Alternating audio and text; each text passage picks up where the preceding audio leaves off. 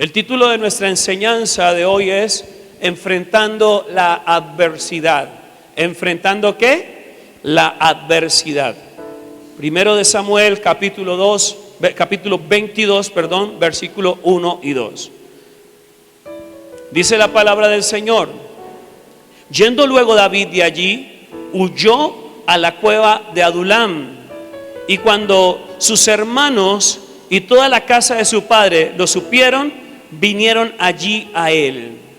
Y se juntaron con él todos los afligidos y todo el que estaba endeudado y todos los que se hallaban en amargura de espíritu.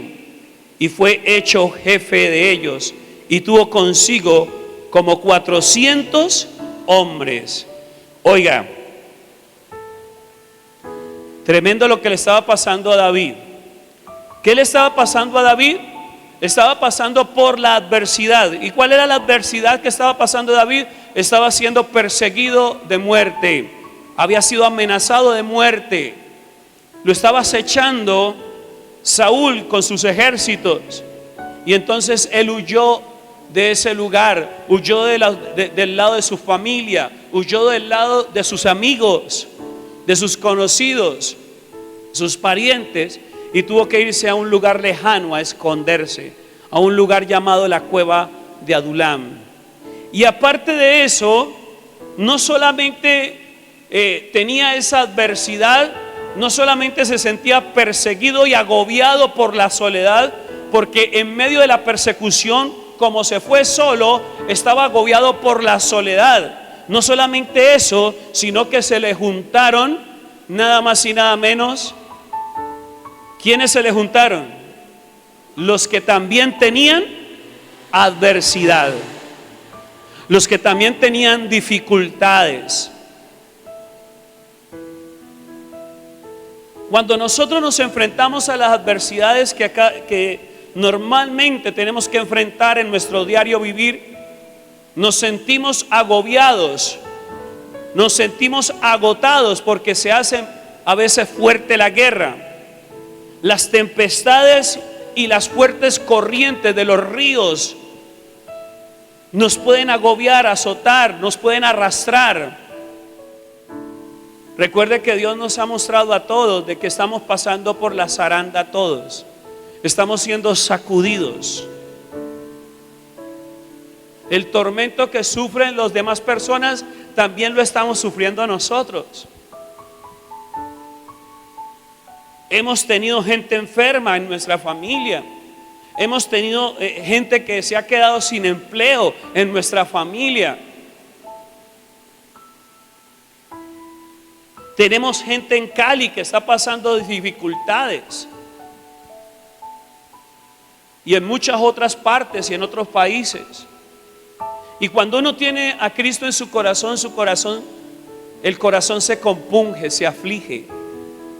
El corazón se agobia y uno dice: ahora, ¿cómo voy a poder ayudar? ¿De qué manera pudiéramos ayudar? Imagínate la circunstancia que estaba pasando David. David estaba siendo agobiado por las tempestades de su vida, y encima de eso se suman a él todos los agobiados, endeudados. ¿Quiénes más estaban allí en esa cueva? ¿Quiénes llegaron allí? Los amargados estaban. Ahí dice la Biblia que habían gente que estaba en amargura de espíritu.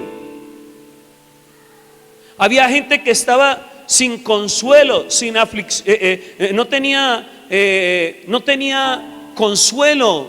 Estaban en medio de una aflicción muy fuerte, experimentando el quebranto en su alma. Y yo creo que muchos de los que estamos aquí, cuando llegamos a los pies de Cristo, llegamos casi en las mismas circunstancias. Ninguno de nosotros hacemos la excepción, a no ser de aquel que nació en Cristo, en cuna cristiana. Pero aún así Dios le tiene que mostrar a aquella persona que nació en cuna cristiana de que Él es un Dios proveedor, de que Él es un Dios majestuoso, y que no solamente es Dios de Abraham, de Isaac y de Jacob, sino también un Dios personal para todo aquel que en Él cree. Así es.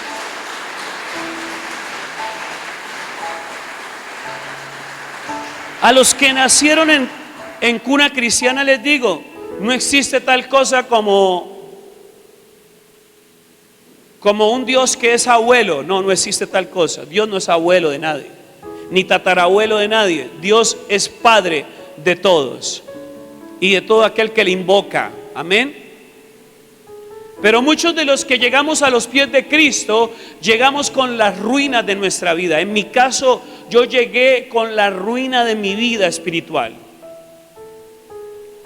Llegué con todas aquellas cosas que arribaron a la cueva de Adulam. Llegamos a los pies de Cristo endeudados, llegamos a los pies de Cristo enlutados, llegamos a los pies de Cristo con la carga del pecado, llegamos a los pies de Cristo con amargura de corazón. Y David es un tipo de salvador, es una homología, ¿sí?, de lo que es Cristo para nosotros. Cuando a ti y a mí nos hablaron de Cristo, nos hablaron de un plan de salvación y nos dieron las buenas noticias, a las cuales nosotros llamamos el Santo Evangelio. ¿Cuántos lo creen? Y recibimos esas buenas noticias y tomamos el plan que el Señor nos estaba presentando, y aquí vamos con luchas, pruebas, atravesando desiertos, dificultades, pero siempre viendo la mano del Padre proveyendo, sustentando, abriendo puertas, sanando, restaurando y levantando a los muertos. Aleluya. Siempre lo vamos a ver.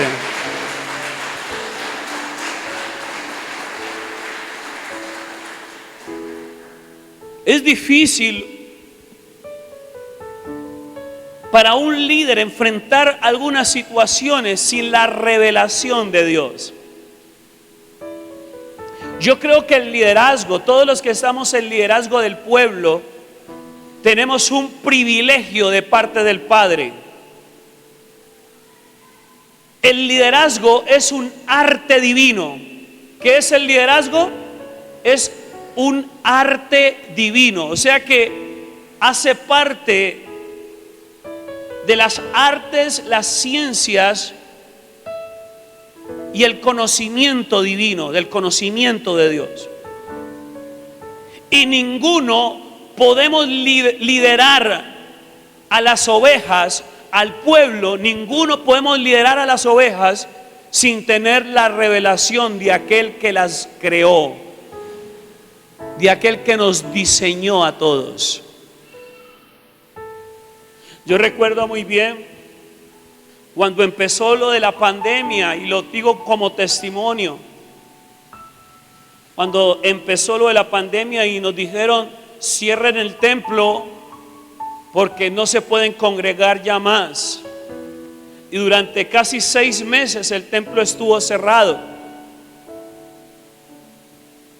Y en los primeros días de esta situación yo me mandaba las manos a la cabeza delante del Señor, me arrodillaba y preguntaba: Señor, ¿y ahora cómo? ¿Y ahora de dónde? ¿Y ahora qué sigue? ¿Y ahora cómo? Le preguntaba el Señor. Y Dios poco a poco fue dando la salida. Dios poco a poco fue dando la estrategia, la manera de cómo trabajar, la manera de cómo desarrollar el ministerio, la manera de cómo trabajar en medio de momentos como ese que estamos viviendo y como este que aún seguimos viviendo. Y de la mano de Dios, que es el Padre de las almas, que de todas las almas que existen en el mundo y de todas las criaturas que existen en el universo, de la mano con Él pudimos ejercer las cosas en la manera que ahora estamos ejerciendo. Y Dios dio la estrategia, Dios dio la salida. Y a mí me gustaría que pusieran la cámara de la iglesia. Y he aquí los resultados. Aún para la gloria del Señor, seguimos conservando la membresía de la iglesia. Digan amén allí a esa cámara, díganle amén, gloria al Señor. Seguimos siendo ovejas de este rebaño. Y se nos han añadido más. Hubo gente que en pandemia se nos añadió. Y hay gente que aún en este tiempo sigue llegando después de que pudimos abrir las puertas en la nueva normalidad.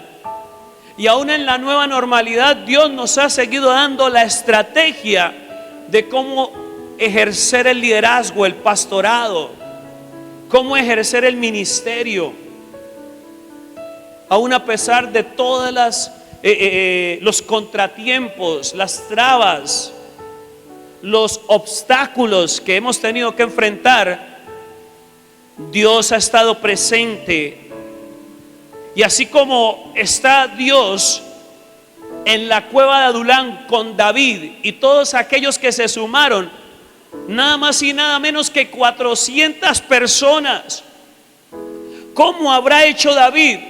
De la misma manera que Dios estuvo allí, también está aquí, también está en tu casa, también está en tu empresa, también está en tu familia.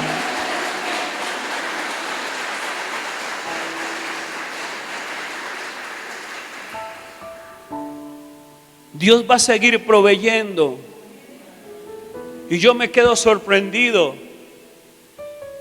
cómo es Dios de misericordioso en el ministerio. Dios va abriendo puertas en su tiempo, en su momento. ¿Saben qué es lo más importante de todo? En todo esto es sumamente importante el llamado divino, el llamado de Dios. Cuando Dios llama a David, lo llamó porque lo escogió Dios. Y vio Dios que era un hombre conforme a su corazón, que es algo que ha sido a veces mal interpretado. Dios estaba buscando el perfil para un rey de Israel. ¿Qué estaba buscando Dios? Alguien que llenara las expectativas que había en el corazón de Dios para que gobernase a sus ovejas de Israel. Y David llenó esas expectativas. Y tuvo el privilegio de ser un hombre conforme al corazón de Dios. Llenó las expectativas de Dios. Con sus debilidades, porque usted ve a David con debilidades, ¿cierto?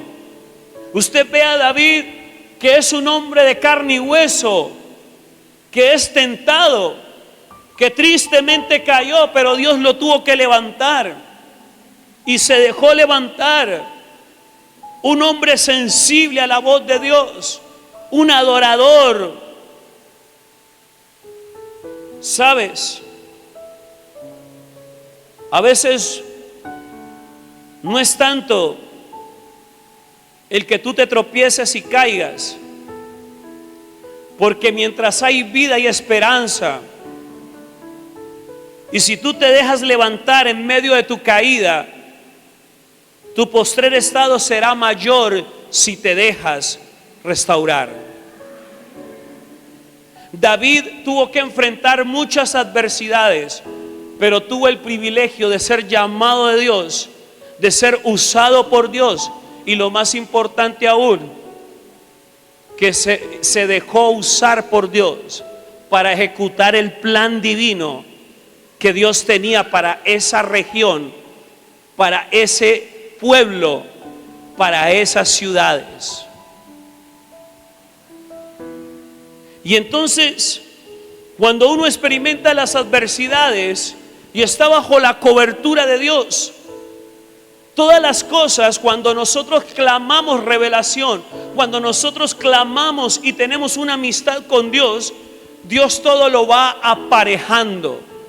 Y Él va allanando los montes y se convierten en finas tierras transitables. Esos montes escarpados, esos montes inaccesibles que están delante de tu camino, esas adversidades y obstáculos que se levantan, que tienes que enfrentar, delante de Dios son nada. Y Él permite que tú veas cómo el camino se va allanando delante de ti. Por eso es muy importante que al enfrentar toda adversidad, nosotros veamos en Dios el punto de salida para nuestra tempestad de adversidad. Es bueno, seas líder, oveja o el cargo que estés ejerciendo, empresario, emprendedor, lo que sea. Si estás de la mano con Dios, no tengas temor de la adversidad, porque Dios te muestra el camino por el cual debes andar. Dios te muestra la senda. Dios guía tus pasos. Quizás en tu mente, cuando empezó todo esto, dijo: la alacena va a estar vacía, Señor, no sé qué voy a hacer. Quizás me suspendieron el contrato y una cantidad de cosas que vienen a tu mente. Se canceló el trabajo, me quedé desempleado.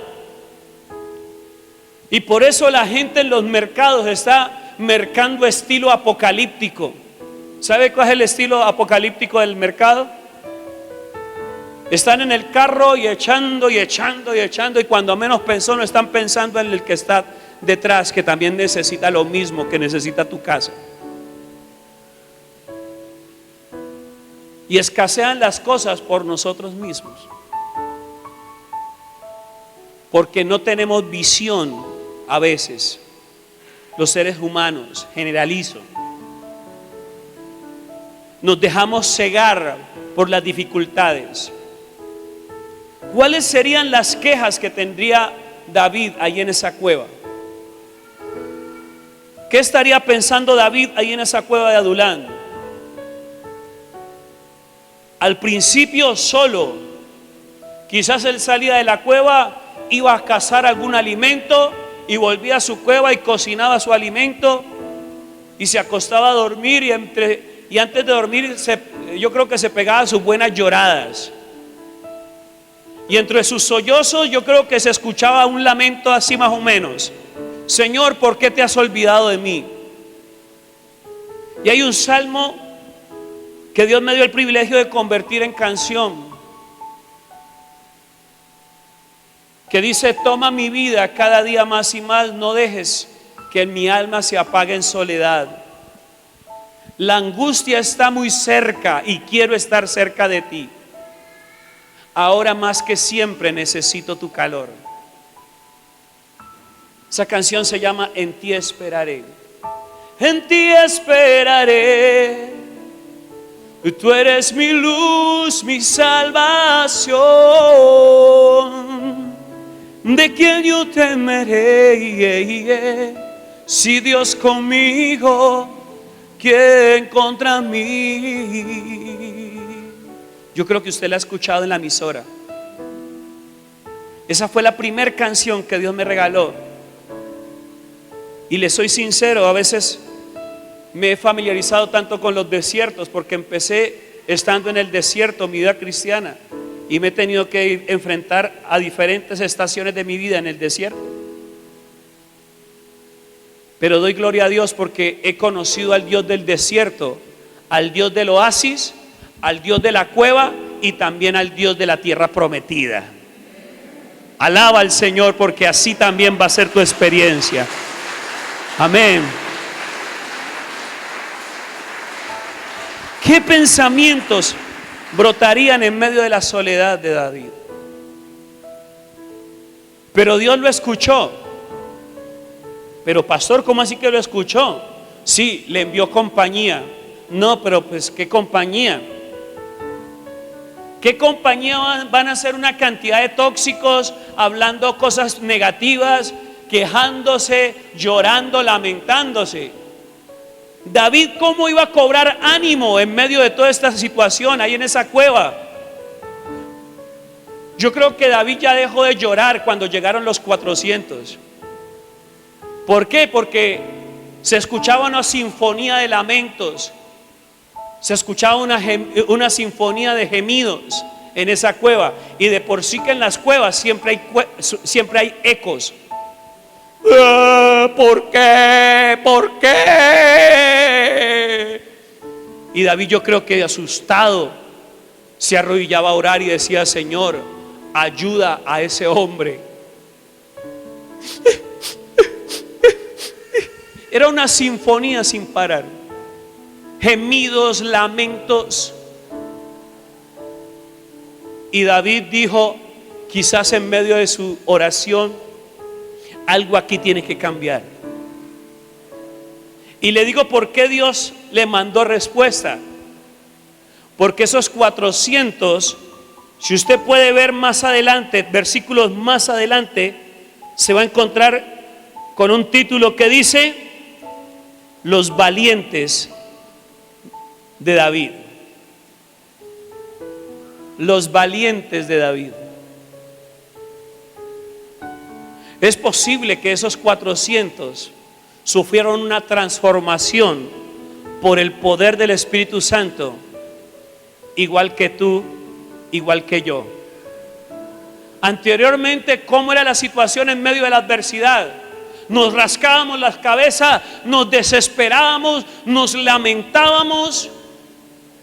Hasta el perro, hasta la mascota de la casa sufría nuestra inestabilidad emocional.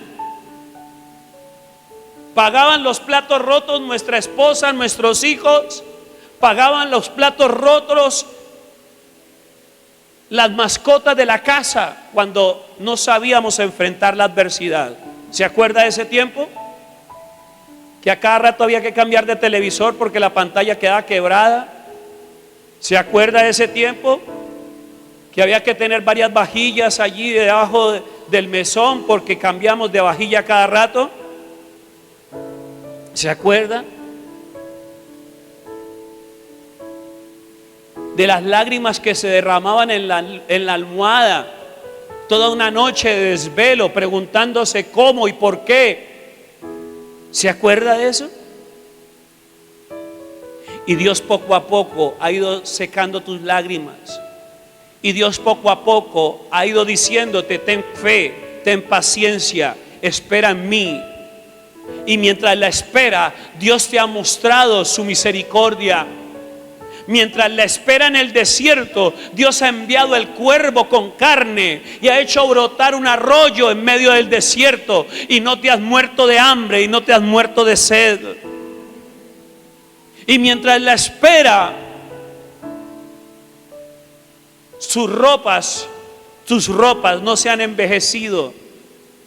Así parezcamos fotos, así la gente diga: pobrecito, no tiene ropa que ponerse. Pues yo prefiero no tener ropa que ponerme. Oiga, yo prefiero tener comidita a estar cambiando de ropa cada día. Prefiero 1000 veces gozarme un plato de frijoles con arroz, de lentejas con arroz, de blanquillos con arroz, de Albert Haas con arroz. Oiga, cómo desbaran las pepas, cómo hacen rendir el mercado. Los españoles le llaman judías verdes, judías rojas, judías blancas, judías amarillas. ¿Y saben por qué le llaman judías?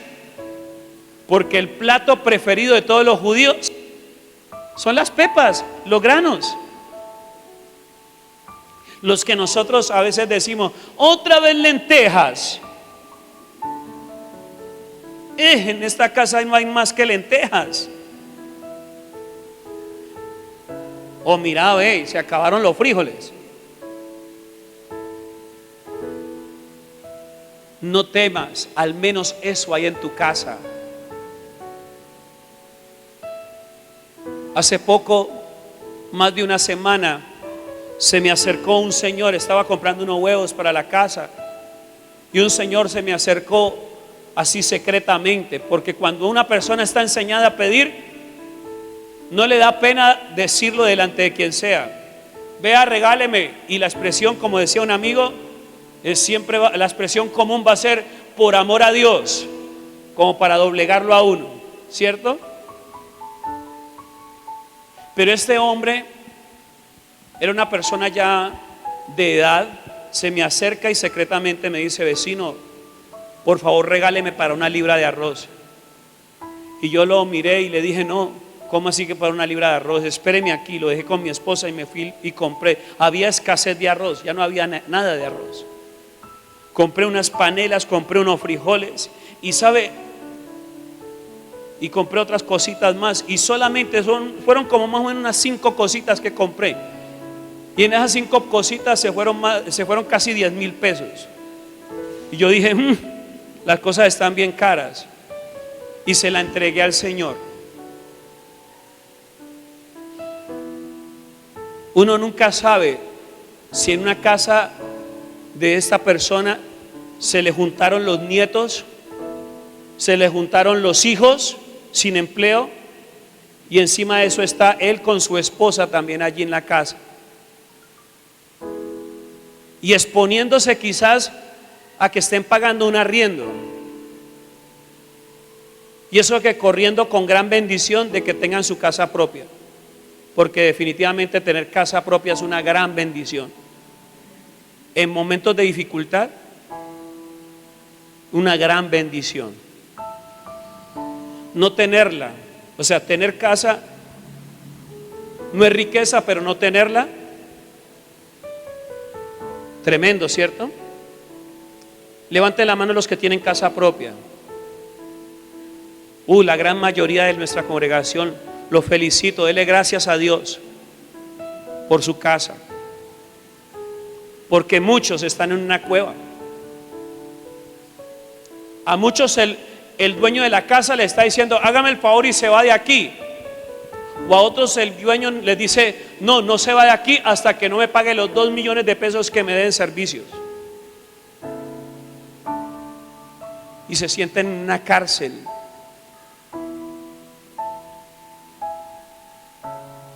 Yo te digo, amado hermano, si estás pasando esa situación, si estás con el agua al cuello, descansa en Dios. Dios va a dar la salida. Y te digo una cosa, aún en episodios de nuestras vidas hemos tenido gente que ha sido misericordiosa con nosotros, hemos tenido gente que ha sido favorable con nosotros, generosa con nosotros, pero en otros episodios de nuestras vidas hemos tenido que enfrentar las cosas solos.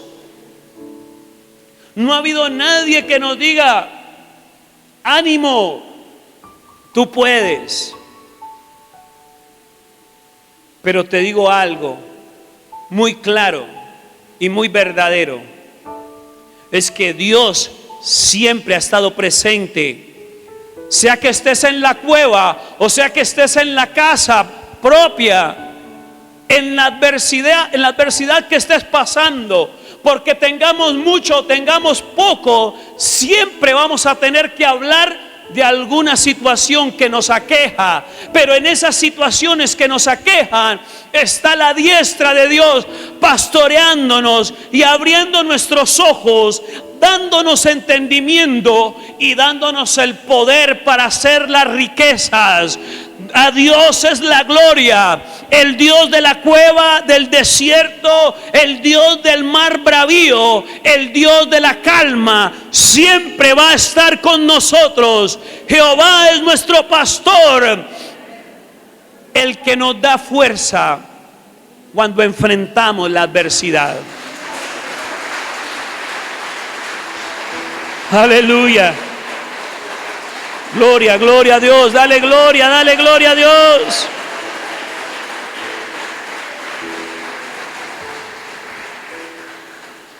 Te digo lo siguiente, mira, David supo enfrentar la adversidad y le sacó provecho a la adversidad. Uno ha escuchado casos tan difíciles económicamente hablando, y uno de los casos que recuerdo es el caso de Leonisa. Resulta de que este hombre abandonó a la mujer que creó esta empresa, la abandonó con sus hijos pequeños, la dejó tirada a ella y a sus hijos pequeños, y ella se mandaba las manos a la cabeza. No había quien le cuidara a los niños, no había plata para cuidar una niñera. Y cuando de repente vino la epifanía. ¿Qué es una epifanía? Es una revelación divina. Y Dios le mostró que podía hacer una empresa desde su casa. Se consiguió una máquina y empezó a coser al mejor estilo de la pastora. A coser y a coser. Cuando menos pensó, ya mi esposa me mantiene. Y surgió una empresa de lo más de especial. Y hoy están tan cotizadas esa ropa interior para damas. Y es un lujo tener ropa interior de esta clase. Y es una empresa transnacional que exporta, que tiene calidad de exportación. ¿Y todo empezó en dónde? ¿De qué estamos hablando? En una adversidad. ¿Quién lo dijo? A ver, ¿dónde? A la hermana Francia. ¿En dónde empezó la empresa Leonisa? En la adversidad. La empresa Apple, que a muchos les gusta tener un iPhone, les gusta tener un iPad, a muchos les gusta tener una Macintosh como computadora, un portátil, un MacBook o MacBook, perdón. Sí, porque es un MacBook. ¿Y dónde empezó esa empresa? Un joven emprendedor, universitario. Es que ni siquiera había empezado todavía a estudiar en la universidad. Y todo empezó en un garaje de una casa, creando una pequeña computadora. Cada uno desde su intelecto y desde su sabiduría, Dios le provee las puertas abiertas para emprender su proyecto. Unos saben electrónica, otros saben computación, otros saben hacer arepas, otros saben hacer empanadas, otros saben coser, otros saben hacer platos exquisitos. Ninguno podemos decir que Dios nos ha abandonado. No, antes Dios nos ha provisto, sino que el contacto con Dios nos va a ayudar a desarrollar su propósito en medio de la adversidad. La adversidad es un trampolín al éxito. ¿Qué es la adversidad? Un trampolín al éxito. ¿Qué es la adversidad? Un escenario para demostrar de qué estamos hechos. Eso es la adversidad. ¿Qué es la adversidad? Un espacio temporal. ¿Qué acabo de decir? ¿Un espacio qué? No es permanente, es un espacio temporal en el cual podemos sacar el tigre que hay en nosotros, el tigre que hay en ti. Ahora no piense que estoy haciendo propaganda Ponimalta, ¿no? Pero estoy hablando de lo que hizo David. ¿Qué hizo David? Primero, David enfrentó las cosas con alabanza. En el Salmo 119, versículo 62, habla de que alababa a Dios a medianoche. ¿Qué hacía? Alababa a Dios a la medianoche, en medio de todos esos lamentos. Y yo creo que cuando David empezó a tocar y empezó a cantar, todos esos lamentos también se quedaron como así silenciosos. Y se empezaron a acercar a David. Y se empezaron a acercar a David. Y le decían: David, ¿cómo es esa canción? Enséñamela, que es muy bonita. Y yo me imagino que no era solamente ya David cantando una canción, cantando alabanza al Señor, sino que ya eran 400 que alababan al Señor. Y la alabanza a Dios, ¿sabe qué hace? ¿Qué hace la alabanza al Señor? Cambia las cosas. La alabanza a Dios cambia los ambientes espirituales. Con la alabanza, la adoración, los demonios huyen. La pobreza se espanta. Se convierte una cueva en un palacio. Se convierte un pesebre en un palacio. Se convierte hasta la casa más humilde en un palacio. ¿Y qué creen que pasa cuando nosotros convertimos el palacio de Dios a través de alabanza? ¿Qué creen que pasa? Donde está el rey hay paz, y donde está el rey hay bendición de lo alto. Así es. David emprendió la batalla.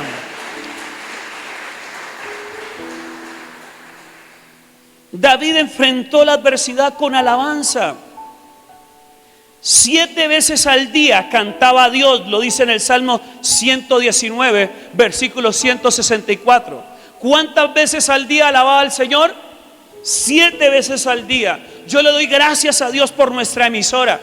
¿Sabe por qué? Cuando yo estoy en la casa, todo el tiempo que estoy allí, la pongo. Y hay alabanza y palabra todo el tiempo. Desde las 6 de la mañana hasta las 10 de la noche, en las ondas hercianas están emanando al éter, al ambiente espiritual y al ambiente físico, alabanza durante todo este tiempo. Las potestades demoníacas se les revientan los oídos escuchando alabanza.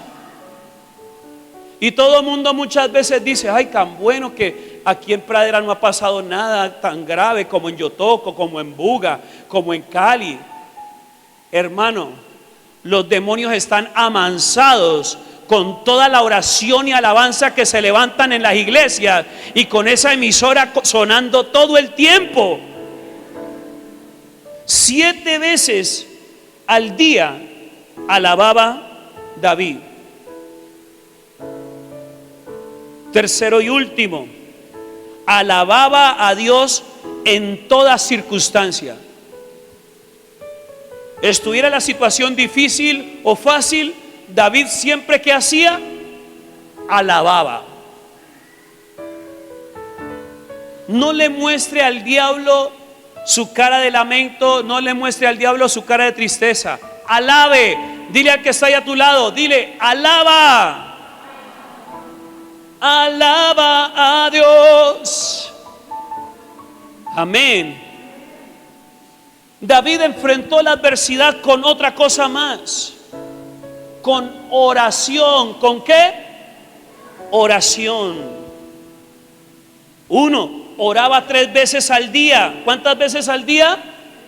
Lo dice en el Salmo 55, versículo 17. El Salmo 55, versículo 17 narra claramente que David oraba de cuando en vez. 3 veces al día. 3 veces al día oraba David. Segundo, él sabía que Dios escuchaba su oración. David sabía que él escuchaba su oración. ¿Quién? Dios. ¿En dónde lo dice? El Salmo 65, versículo 2. Salmo 65, versículo 2. Oraba con intensidad. ¿Cómo oraba David? Ahí más o menos. Ahí por no dejar. Señor, lo mismo que te dije ayer te lo digo hoy. No, dice oraba con intensidad, fervientemente, con su corazón, con fuego oraba al Señor. Y cuarto y último, somos invitados todos a orar en todo tiempo. Lo dice claramente, ¿qué texto? Primera de Tesalonicenses, capítulo 5, versículo 17. Nos manda ¿a qué? A orar sin cesar. Por eso yo le doy gracias, amados hermanos, cuando convocamos al plantón de oración en el parque, vamos y oramos. Cuando convocamos al devocional, ¿usted se había dado cuenta que usted puede hacer el devocional vía Facebook, vía radio y también puede venir al templo? Usted puede venir al templo a orar. Puede hacer el devocional a través de Facebook y puede hacer el devocional a través de la radio. Hay el ambiente para que oremos. Hay el espacio para que oremos en el templo también. Tenemos nuestro ayuno, nuestro culto de ayuno los jueves. Estoy convocando a los líderes a oración. Me estoy reuniendo con ellos y empezamos este viernes. Empezamos a reunirnos a orar por la iglesia, los líderes. No podemos cesar de oración. El equipo de intercesión, ¿qué está haciendo? Orando. Tienen sus turnos de oración, a veces hacen cadenas de oración, ayunos de oración, tiempos de oración. Estamos haciendo nuestra labor que Dios nos ha mandado. A través de la alabanza y de la oración podemos nosotros enfrentar la adversidad. Y vuelvo y te digo, la adversidad es una oportunidad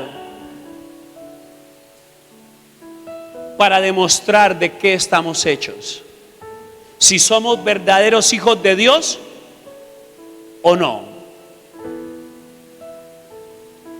Póngase sobre sus pies, amada iglesia.